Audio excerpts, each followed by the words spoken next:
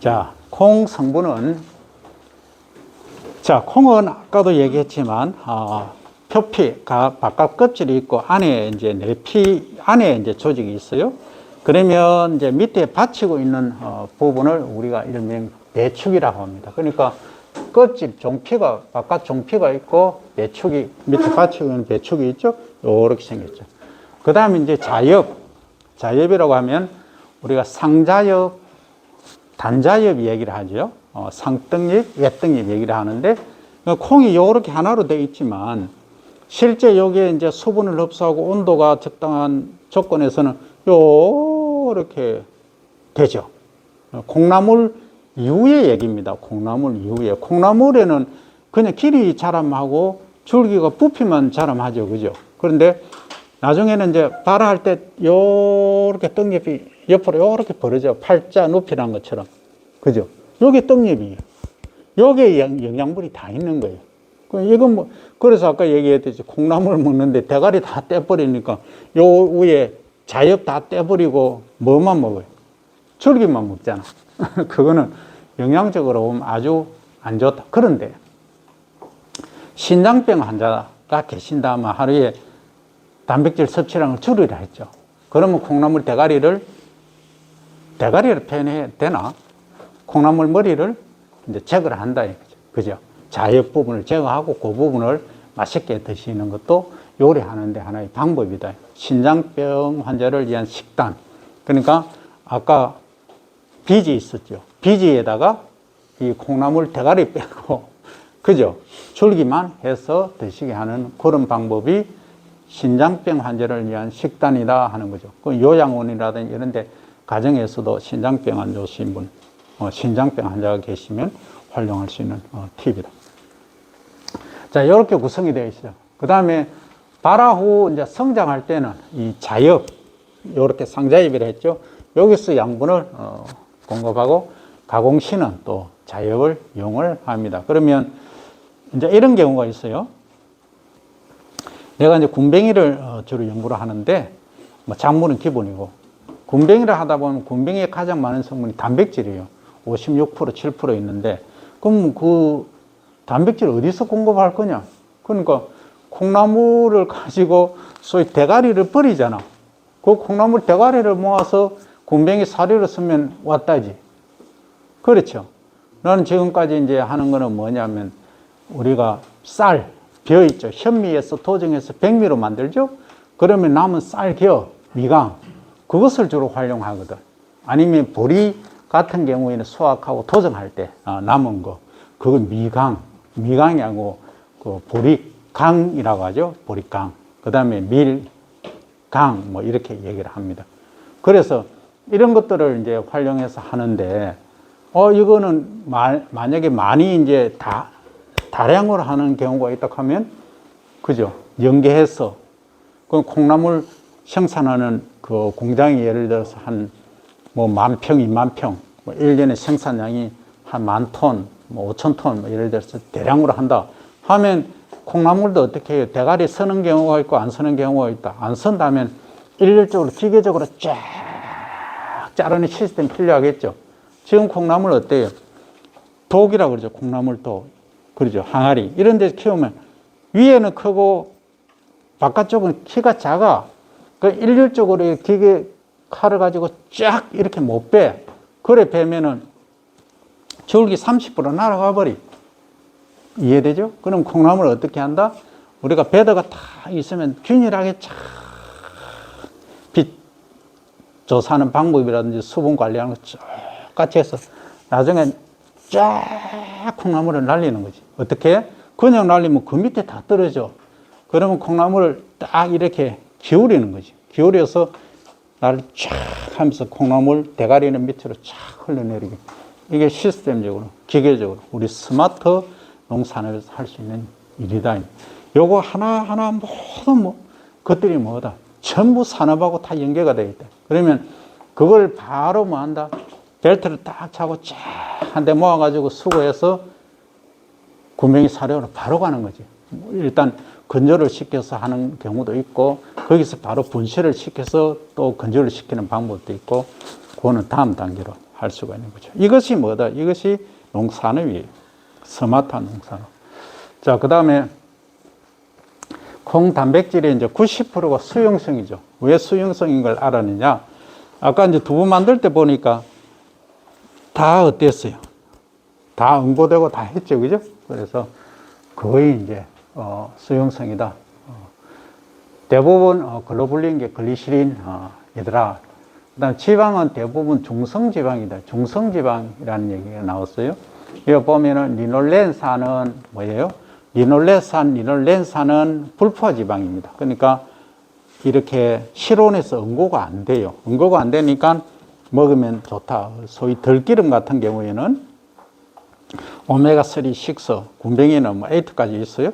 그러면 이런 것들은 예를 들어 우리가 섭취를 했을 때 혈관을 타고 가는데 그냥 흡수가 되게끔 되는데 문제는 이 피떡이 생기는 경우가 있어요. 포화지방. 예를 들어서 여러분들 어떤 고기를 굽다 보면은 열을 가하면 한 대 종이컵에는 딱 모이는 게 좀 있으면 굳어지는 기름 있죠. 그 기름이 불포지방이에요. 그러면 실온이 온도가 낮은 데서 굳어지면 어떻게 됩니까? 그게 혈전을 일으키고 피떡을 일으키는 거예요. 그래서 요즘 뭐 유행하는 것들이 뭐 의사 선생님 처방을 당연히 받아야 되지만 민간에서 이제 유행하는 것들이 많아요. 정일요법 찾고 이런 요법들이 있어요. 그게 뭐 하는 거냐면 이제 이렇게 압을 딱 줘서 허리가 아프다, 어디 안 좋다 하는데 이걸 압력을 딱 걸어. 쫙 해놓으면 거기에 시커멓게 돼. 그래서 수지침 하는 거 알죠? 그래서 침을 뽕뽕뽕 수지침. 소독 반드시 하고, 여러분들 다른 데 해주면 안 돼요.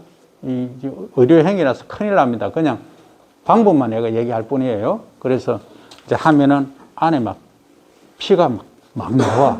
그게 좀 있으면은 피가 뭐 같으냐 하면은 그 젤리, 무슨 젤리고? 젤리처럼 이래 피가 아니에요.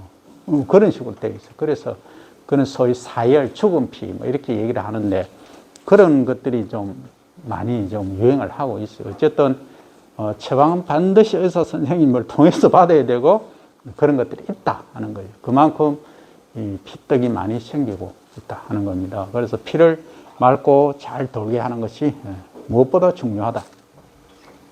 그래서 이 포화지방은 많이 안 좋다. 그래서 우리가,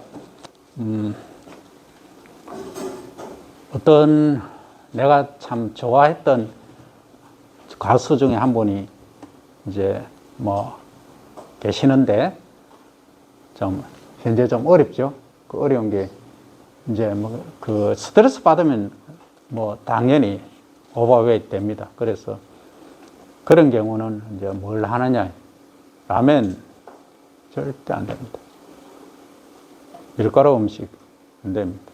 그래서 하여튼 내가 안타까운 상황을 많이 보고 있는데 어쨌든 그 여러분들은 여러분들 주변에 건강할 때 지킬 수 있도록 하는 것이 여러분들이 할 일 중에 하나입니다. 이걸 안 배웠으면은 그냥 지나갈 건데 배운 이상 뭐 해야 된다? 실천해야 됩니다.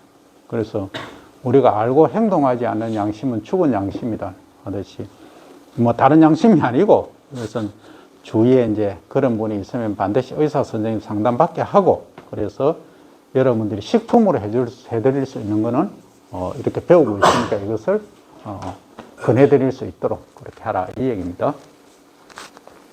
그 다음 또 지방이 있고 그 다음 인지질 레시틴이라는 유화제 이제 부드럽게 한다는 거죠. 체내 흡수 시 소화 흡수를 돕는다. 요 얘기가 나오면 제 주변에도 밥 먹고 나면 그냥 트럼을 하고 하는 분이 계세요. 그 위가 안 좋죠? 위가 안 좋은 분들은 주로 이제 물론 진단을 반드시 받아야 됩니다. 그리고 이제 양배추 있죠. 여러 가지가 있는데 양배추를 어떻게 드시냐면 이제 양배추를 살짝 데치가 해도 되고 이제 바깥에 거는 먹기가 좀 거시게 하니까 이걸 잘라서 밥할 때 위에다가 딱 펼쳐 놓는 게라 몇 개만. 그래서 이제 간장 조금 하고 그냥 밥 먹을 때 옆에 두고 이렇게 잘라서 먹으면 상당히 좋습니다. 그래서 일본에서는 이미 이제 양배추에서 추출한 성분을 가지고 약품으로도 만들고 그렇게 해요. 그래서 그만큼 양배추가 소화 기능에 좋다, 위에 좋다 하는 거죠. 뭐 더 좋은 거는 뭐 제약 약품으로 다 나와 있긴 하지만 우리는 식품에서 얘기를 합니다. 그 다음에 이제 탄수화물에서 다당류, 뭐 자당 있고 비소화성 올리고당. 우리가 농산물 가공을 하니까 올리고당을 많이 씁니다. 그러니까 올리고당은 주로 이제 당 성분 중에 예를 들어서 무슨 젤리 뭘 만들 때는 거의 기본적으로 들어가는 거예요. 그래서 저거는 크게 이제 문제시 되는 건 아니다.